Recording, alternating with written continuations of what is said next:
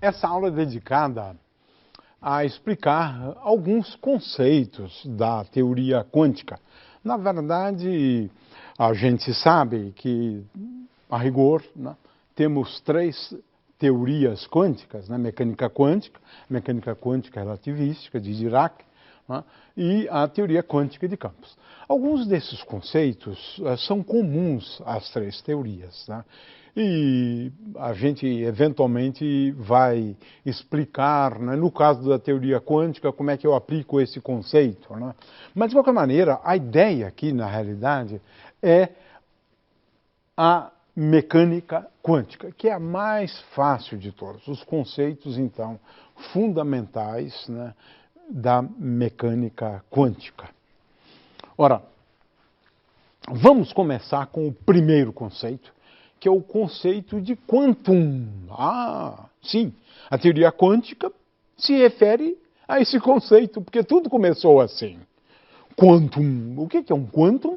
Quantum é uma quantidade elementar de alguma coisa. Falamos da quantidade elementar da energia de um conjunto de osciladores, né? Muito bem. Então, quantum é a quantidade elementar de alguma coisa. Eu quero dar um exemplo aqui do cotidiano, né? Vocês sabem que o saldo é uma grandeza quantizada. Isso mesmo. Não existe um saldo que você possa dizer que assume valores contínuos. Não. Por quê? Porque o quantum da moeda é o centavo. É isso. O quantum da moeda é o centavo. De forma que o seu saldo pode ter certeza que ele é igual a n, onde n é um número inteiro, vezes o centavo, vezes centavos. É o quantum da moeda. As despesas que você tem em casa também são quantizadas, m vezes o quantum da moeda. Os salários também são dados em termos do quantum da moeda, né? Você pode ter, por exemplo, esse exemplo aqui, né, onde os preços são quantizados. Por quê? 60 mil centavos, por exemplo, né, para esse imóvel aqui. Em geral, a gente não expressa assim, né? E seriam, então, 12 de um certo número de centavos. A gente, em geral, transforma isso no real, mas o quanto da moeda é o centavo, né? Muito bem. Esse é um exemplo, né?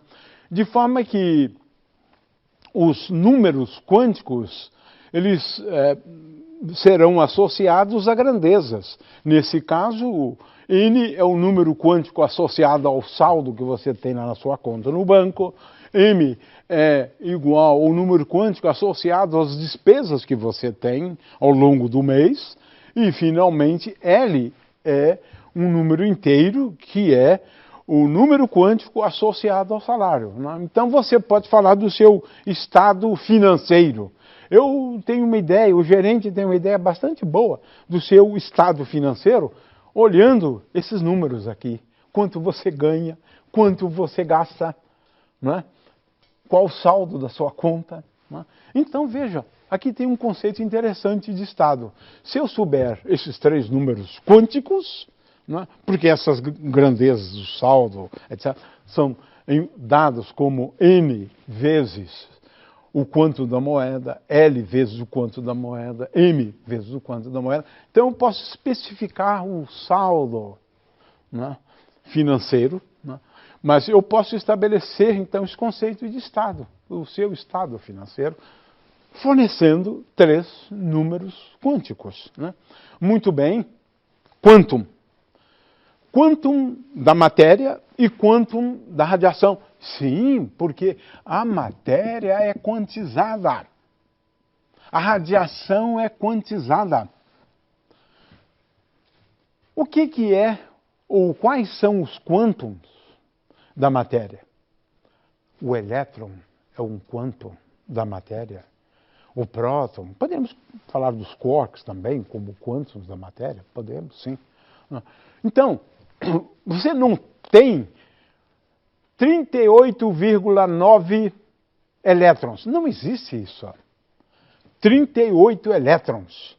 40 prótons, 50 nêutrons. Isso, 30, 40. A matéria é quantizada. É nesse aspecto. Sim, a segunda quantização descreve esse tipo de quantização da matéria. A carga elétrica é quantizada, porque a matéria é quantizada. A radiação é quantizada. Qual é o quantum da radiação? O quantum da radiação é o próton. Agora, veja, para descrever essa teoria quântica aqui, essa aqui, por outro lado, você tem que se valer da teoria quântica de campos, que é a teoria mais complicada, a segunda quantização, às vezes a gente menciona isso, a segunda quantização. Então, esse tipo de quantização requer uma teoria muito mais sofisticada para descrever, né? É até uma coisa surpreendente, porque esse conceito é muito simples, mas para descrever as naturezas quânticas da matéria e da radiação em termos de partículas, né, aí a gente precisa da segunda quantização, né, e é uma teoria mais sofisticada. Então, vamos começar com a quantização aqui da energia, por exemplo, que foi a primeira quantização que foi feita por Planck. Né? Energia é igual a N, olha, como as moedas lá, né? Um número inteiro de quantum de energia. Né? O quantum de energia, por outro lado, é o fóton. Então, o que você tem ali no Sol, ou numa caixa, né? É, na realidade, uma radiação que é emitida em quantums. Isso. Né? Quantums de energia igual a Hν. Para cada frequência, né, eu tenho uma energia E igual a Hν. Quantum da radiação eletromagnética é o fóton. Muito bem. E é por isso que a energia é quantizada. Né? E agora, você pode ter grandezas físicas que são quantizadas do mesmo jeito que as moedas e do mesmo jeito que Planck introduziu a teoria quântica. Uma grandeza física, como a componente Z do momento angular, ela é dada por m vezes uma quantidade elementar, né, que no caso é a constante de Planck. Né? De forma que podemos dizer que o constante de Planck é o quantum do momento angular. É só uma coisa realmente interessantíssima, né, para se abordar. A gente já sabe que mesmo na física clássica a gente tem grandezas que são, de certa maneira, quantizadas, né, porque aparece sempre em múltiplos inteiros, como, por exemplo, as frequências produzidas por uma corda de um violão, cujas extremidades são fixas, né? E as frequências são dadas por n vezes uma frequência frequência fundamental, primeiro harmônico, né? Então, esse aqui é um exemplo só, porque também na física clássica pode acontecer de determinadas grandezas físicas, né, serem quantizadas no sentido da teoria quântica. Isso aqui não é teoria quântica, isso aqui é teoria clássica. Eu estou utilizando aqui apenas o conceito, como fizemos com as moedas também. Esse aqui é mais um exemplo parecido com aquele das moedas, né, onde a frequência é quantizada no sentido original, m vezes o quantum da grandeza. Né? Muito bem. A quantização de energia, às vezes, é também obtida a partir de uma condição como essa, né? R, o raio, né? O raio das órbitas circulares são dadas por n vezes o quantum do raio. A gente vai ver isso depois. Essa é uma outra forma de quantização antiga, mas lá Bohr, né? Bohr teve essas ideias. De forma que, lá pelo ano de 1913, por exemplo, especialmente Bohr e Sommerfeld, eles procuravam inventar algumas regras de quantização e que levavam à quantização da energia. Então, eles tinham algumas grandezas associadas a variáveis de angulação, né? de tal maneira que essas grandezas eram dadas como um quantum de ação, certos quantum, né, de uma grandeza física conhecido como ação.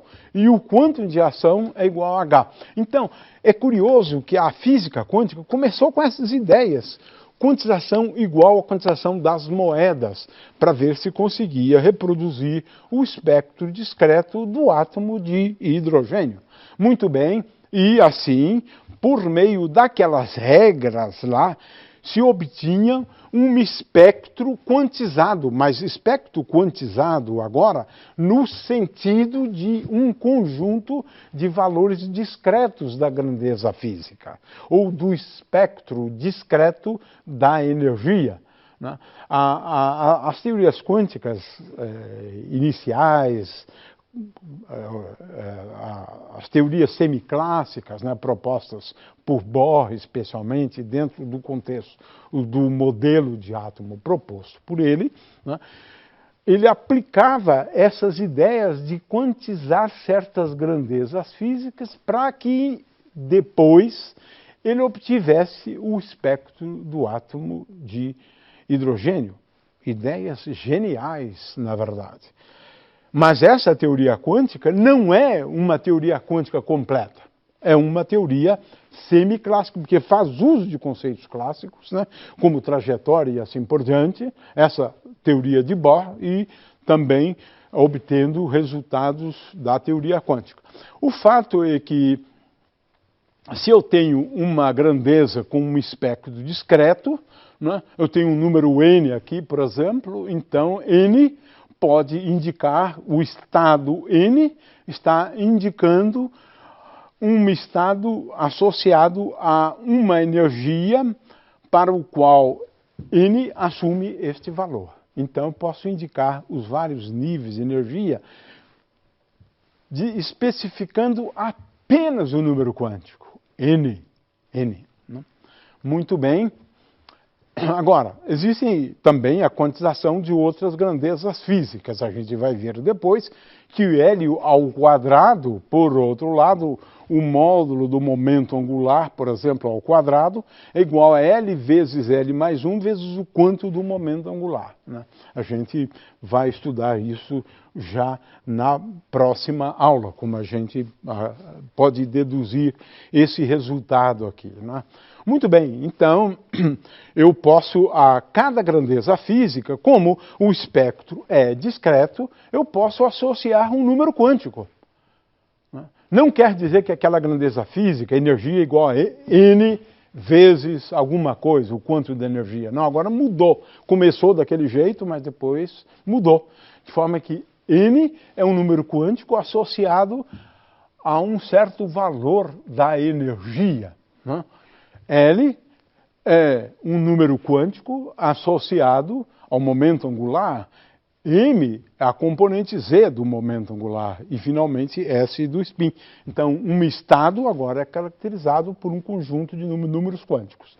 Lembram-se do estado financeiro? É a mesma coisa. Muito bem. Bom, agora vamos a conceitos difíceis, bem difíceis. Não? Primeiro conceito, fundamental na teoria quântica. É o seguinte, para a gente descrever essa natureza dual, não adianta fazer o uso daqueles velhos conceitos que a gente tinha na física clássica.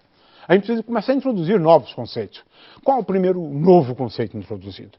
É o conceito de operadores. Aí é que complica a vida de todo mundo, né?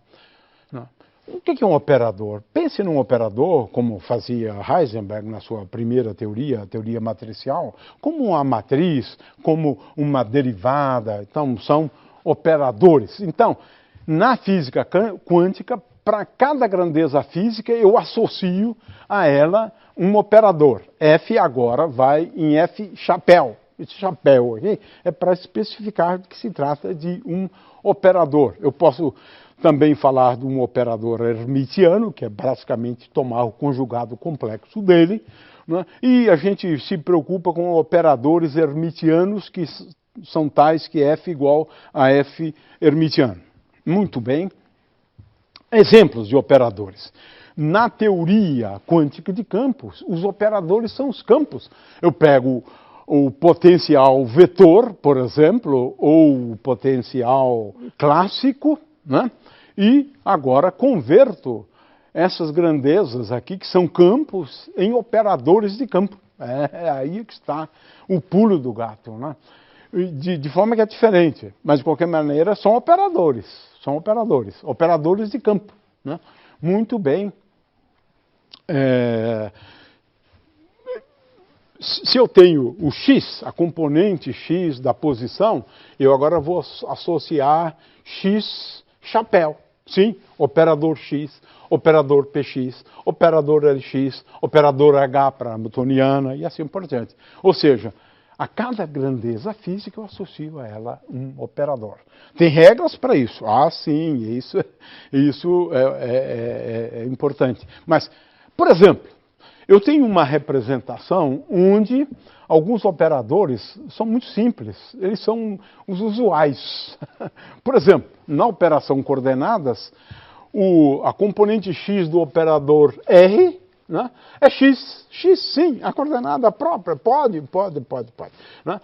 A componente y de R é y, e a componente z do operador R é z. Essa é uma possibilidade. A gente trabalha mais com essa. A mecânica quântica trabalha com essa representação, conhecida como representação coordenadas. Ou seja, quando a gente escreve a equação de Schrödinger, é nessa representação. Agora não, veja bem. P, o operador P, agora é um operador diferencial de campo. É o gradiente, ou seja, a componente x de px é a derivada com respeito a x. A componente y é a derivada com respeito a y. E a componente z é a derivada com respeito a z. Mudou tudo. Eu tinha uma grandeza clássica, agora na física quântica, ela não tem mais aquela forma. Ela agora ela é representada por operadores. Eu dei aqui um exemplo na representação coordenadas, né? Agora temos um outro conceito, fantástico, importantíssimo. O conceito de comutador de dois operadores, ou comutadores de operadores, né? Nós definimos o comutador do operador A e do operador B como sendo, por definição, o produto de AB menos BA. Veja, sutil isso, né? A ordem é muito importante no caso de operadores, no caso de matrizes, por exemplo, a ordem com que eu considero o produto de matrizes é fundamental. Então, o comutador de duas matrizes é a matriz A vezes a matriz B menos a matriz B vezes a matriz A, né? Então, o comutador é uma grandeza física fundamental. Em primeiro lugar, se A comutar com B, ou seja, se o comutador de A com B for igual a zero, isso significa que eu posso medir essas duas grandezas com absoluta precisão. Olha só a relevância, né, do comutador de A com B. Vamos ver depois uma outra relevância. Por outro lado, se C e D não comutarem, o comutador de C e D for diferente de zero, então nós dizemos que essa grandeza C e D, essas duas grandezas, não podem ser medidas com absoluta precisão. É isto. Então tem já uma interpretação física bastante interessante. Quantização, regras de quantização. Sim, uma teoria é quantizada mediante regras, né? Regras de quantização. E agora o que a gente impõe é o seguinte, está aqui nesse resumo. Para cada coordenada, eu posso introduzir um momento canonicamente conjugado à coordenada. No caso, por exemplo, vamos ver o caso simples de x e px, né? O px é o momento canonicamente conjugado a x, né? Então, como é que são as regras? A gente introduz regras de quantização. É assim que a gente quantiza uma teoria, com regras bem definidas. A regra é: o comutador de PI com QJ é igual a H cortado vezes I vezes delta e J. Ou seja, se I for igual a J, o comutador é igual a I vezes H cortado. Se I for diferente de J, isso é igual a zero. Comutam, portanto, né? Então, essas são as regras de comutação. Deem uma olhada no texto, porque isso é fundamental, né? você quantiza uma teoria impondo relações de comutação entre variáveis, né, que são importantes para descrever o sistema e as grandezas que são canonicamente conjugadas a ela.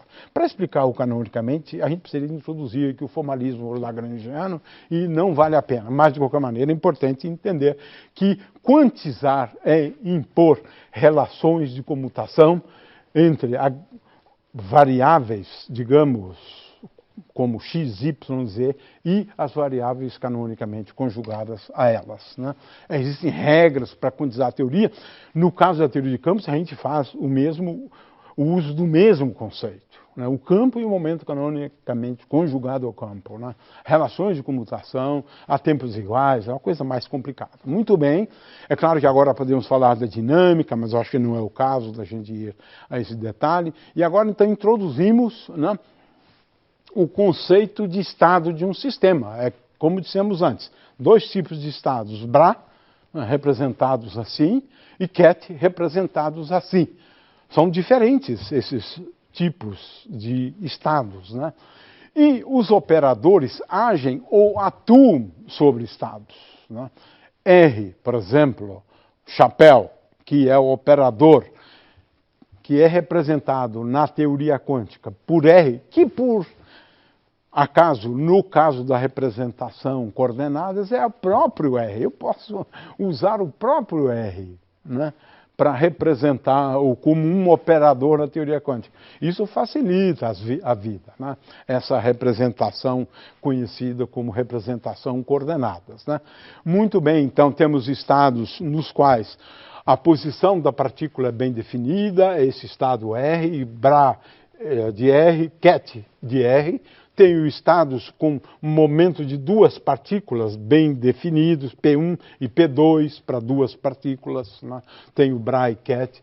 Estados quânticos, como por exemplo no caso de um átomo, caracterizados por três números quânticos, N, L, M, né? E claro que temos o estado Ket também associado a ele.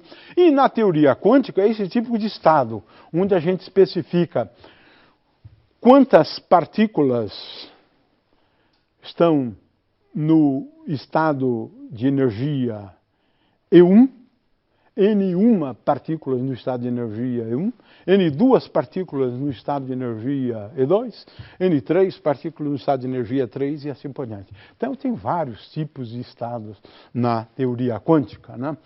Autoestados e autovalores, isso é muito relevante, né?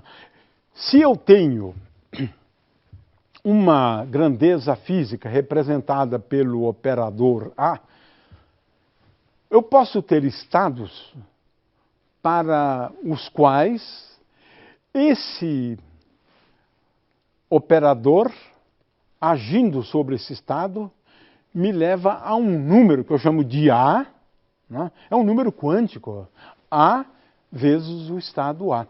Por exemplo, esse estado R, ele é um autoestado do operador R com um conjunto de autovalores x, y e z. R, portanto, a mesma coisa para P, para energia, né? Então, os autovalores são esses valores, A, R, P e E. E os estados são A, R, P e E. Muito bem. Quando um sistema muda de estado, por alguma razão, né, uma observação feita sobre ele, por exemplo, né, então eu posso ter uma transição de estado. E eu defino amplitudes de transição como sendo esse produto do estado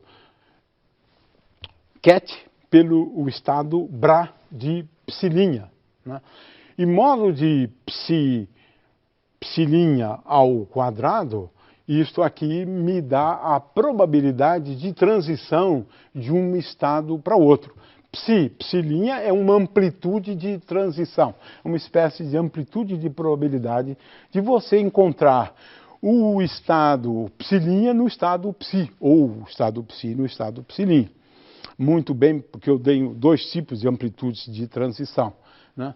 Então, eu tenho também amplitudes de probabilidade, né? Por exemplo, eu posso definir, e assim que nós vamos agora definir funções de onda, né, como sendo amplitude de probabilidade. Essa aqui é a amplitude de probabilidade de encontrar o sistema no estado psi, numa posição, ou a partícula descrita pelo estado que está no estado psi, numa posição do espaço bem definida. Isso aqui é uma amplitude de probabilidade. É a função de onda, que é a grandeza física relevante.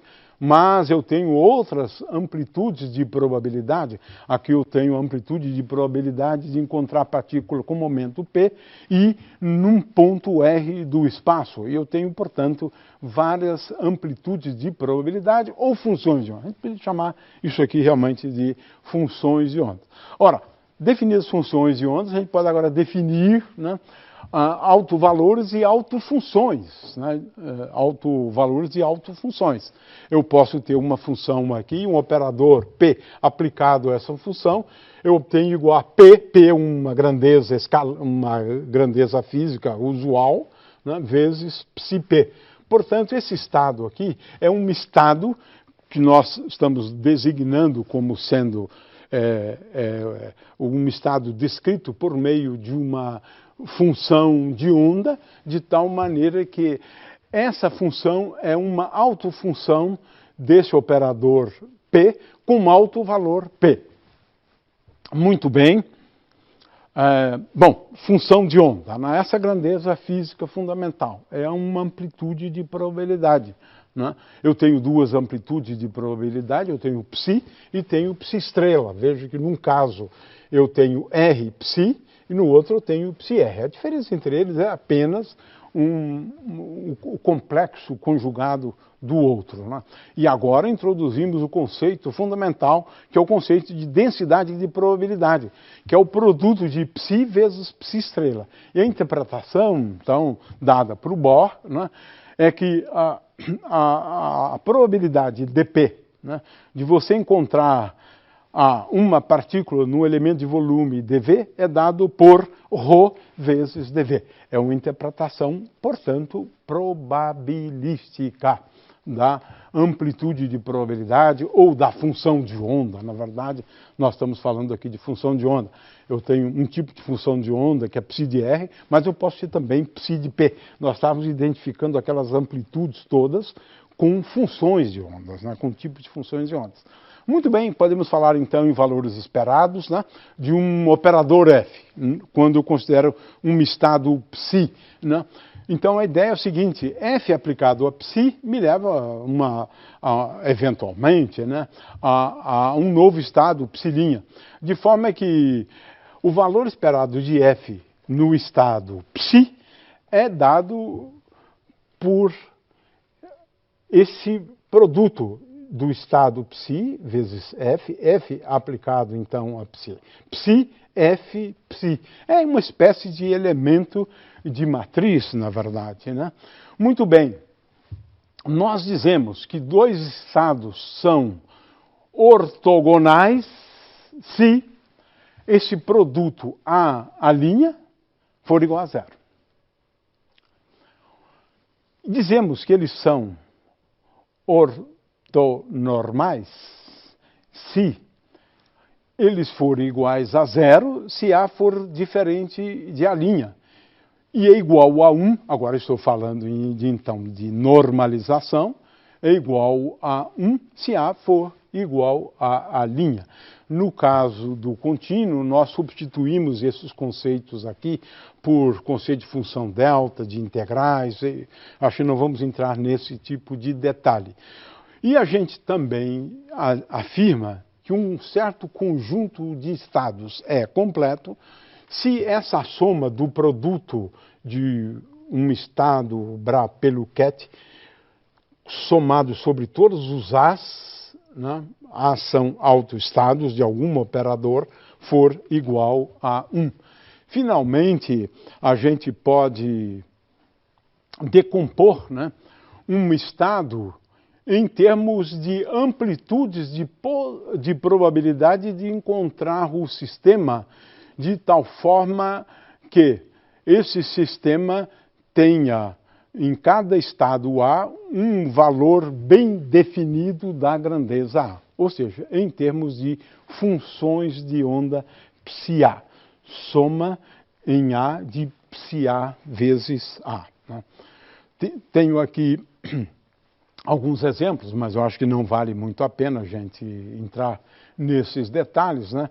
E é claro que se eu tenho um valor médio, né, de F, né, então esse valor médio, ou valor esperado, às vezes a gente usa mais, né, o valor esperado de F num estado psi, né, esse valor esperado de F no estado psi pode ser escrito em termos de elemento de matriz do operador F entre estados A e A', como tenho aqui, multiplicado pelas funções de onda psi-A e psi-A'. Mas aqui são detalhes, né? O fato é que, por exemplo, eu posso escrever que o valor esperado de um operador A é igual à soma sobre A vezes o quadrado, ou seja, psi-A estrela, né? Isso é o que a gente representa aqui como módulo quadrado de psi-A. Então, a soma de A vezes módulo de psi-A, né, ao quadrado, módulo de psi-A. Sendo que módulo é a raiz quadrada de psi vezes psi estrela, o complexo conjugado de psi. De qualquer maneira, a ideia aqui dessa aula foi de introduzir apenas alguns conceitos, né? Alguns absolutamente fundamentais, como o conceito de operador, o conceito de comutadores, de representações, autoestados, autofunções, são conceitos fundamentais na teoria quântica.